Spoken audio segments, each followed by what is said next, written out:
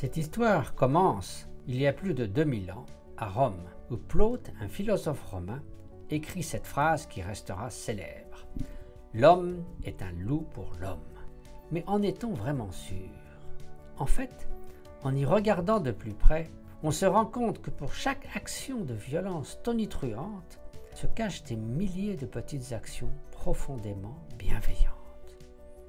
Alors, comment leur permettre de prendre plus de place et ainsi œuvrer à un monde plus altruiste? Eh bien, la première étape sera sans doute de nous laisser toucher par les merveilles du monde qui nous entoure, de la beauté des paysages sauvages à la richesse des qualités humaines. Cette invitation à la contemplation est issue de millénaires de sagesse parvenue jusqu'à nous et dont nous allons pouvoir reprendre le flambeau. Et le plus beau, c'est que plus nous nous émerveillons, plus nous ressentons l'envie d'agir. En effet, nous sommes naturellement conçus pour nous aider mutuellement sans rien attendre en retour. Ainsi, une étude menée sur des enfants a montré que ces derniers manifestaient plus de joie quand ils offraient une friandise qu'ils avaient reçue que lorsqu'ils la gardaient pour eux. Dans le même esprit, on observe dès le plus jeune âge l'émergence de comportements innés de coopération face à une personne en difficulté. Cet élan de solidarité est observé d'ailleurs chez d'autres animaux, dont les grands singes. En grandissant, la vie nous invite à cultiver deux qualités qui nous permettent de venir naturellement en aide aux gens autour de nous. Il y a tout d'abord l'empathie, qui nous permet d'entrer en résonance affective avec les gens qui nous entourent, et c'est un premier grand pas. Pour réussir à aider l'autre, nous allons ensuite tenter de transformer cette empathie en y ajoutant notre bienveillance, un peu comme si nous cherchions à équilibrer chaque atome de souffrance avec un atome de présence chaleureuse. Ce nouvel état d'esprit, on l'appelle la compassion. En la pratiquant au quotidien, on se rend compte que cela va petit à petit transformer notre vie, comme si chaque fois que l'on donnait sans rien attendre en retour, notre richesse intérieure se retrouvait grandie.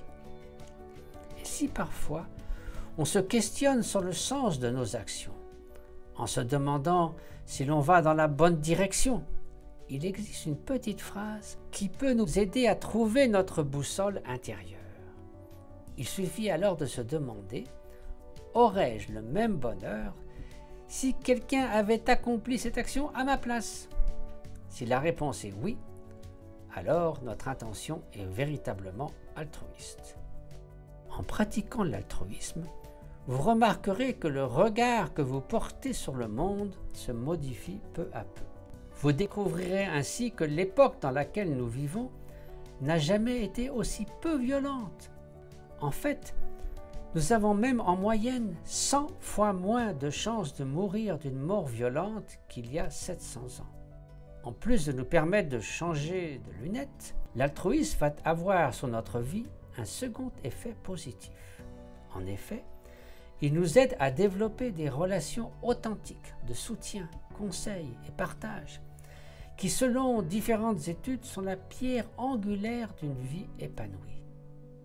À la différence de l'égoïsme, qui détruit souvent les liens qui comptent pourtant tant à nos yeux. Plus incroyable encore, des études menées par Richard Davidson et Antoine Lutz démontrent que la pensée altruiste va avoir un impact en profondeur sur la structure et le fonctionnement de notre cerveau.